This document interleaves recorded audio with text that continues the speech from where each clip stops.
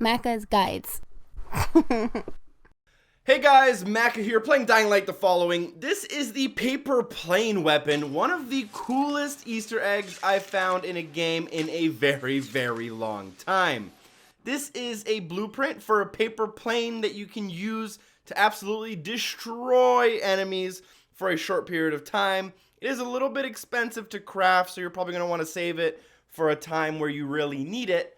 But I'm showing you exactly where on the map it is in reference to kind of where we spawn our original base. You'll come into this open field in the top left of the map, and you'll see that there is a large white water tower, and we're going to need to get to the very top of the water tower. Now you can do this a variety of ways. You're actually meant to you're supposed to go about halfway up, then attach to the pole on the inside, and then come back outside and keep jumping, whatever. If you have the grappling hook, you can kind of just cheese your way through it, to be honest, which is what I'm going to be doing. I found that it's easier to do that than to actually, like, properly do this part. So I'm going to jump off and grapple up. You might die if you miss. But eventually you'll make your way to the very top. At the very top, there is a flag. Pick up the flag if you so desire. These are basically just collectibles that are scattered around the map. And then open up the crate on the very top of this water tower. Inside, you will find the Origami 101 blueprint. This is the blueprint you will need to create paper airplanes that you can then use. Bring up your blueprints, and to craft it, you will need some fluorescent shrooms, some herb, and some metal parts. I believe 10 of each. Now remember that this ability is a consumable, therefore you use it and you lose it. You get one opportunity to use it for every time you craft it, unlike a grappling hook, which you can continue to use, or a Paiza suit, or the button, which is another video I made. Those are all like infinite uses. This has basically one use. So if some of these are a little bit hard to find, some of the components for crafting it are a little bit hard to find. So keep that in mind. You might want to save it for something important, or make a save point, use it and play around with it, and then revert to your save point to get it back. Now equip it and make sure it's selected.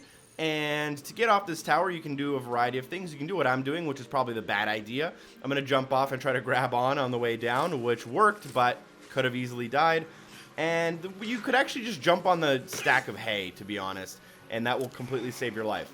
Anyways, you just throw the plane, and the plane basically circles around you and will automatically find and kill enemies for you. Basically one-hit enemies. And you'll see that they explode into a giant cloud of paper. Looks like someone just threw a fucking binder full of paper into the air as the zombies explode and die. Almost every zombie type is a one-hit kill, obviously, except for like huge bosses or freaks or whatever they're called. And I think it lasts about 30 to 45 seconds, but that 30 to 45 seconds is honestly so much fun.